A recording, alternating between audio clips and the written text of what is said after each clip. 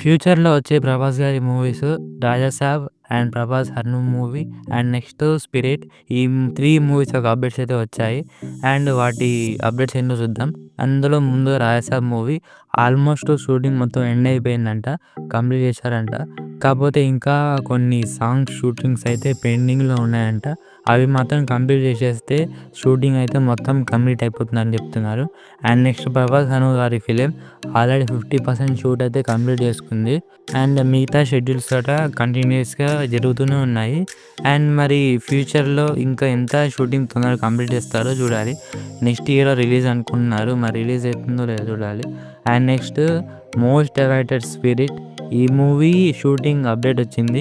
మనకి సంజయ్ రెడ్డి వంగ గారు 'Kingdom' movie ప్రమోషన్స్‌లో మాట్లాడుతూ సెప్టెంబర్ ఎండ్ రోజు మనకి షూటింగ్ అయితే స్టార్ట్ చేస్తారు అంటున్నారు. మరి సంజయ్ రెడ్డి వంగ గారికి 120 డేస్ ఆఫ్ షూటింగ్ అయితే కావాలంట.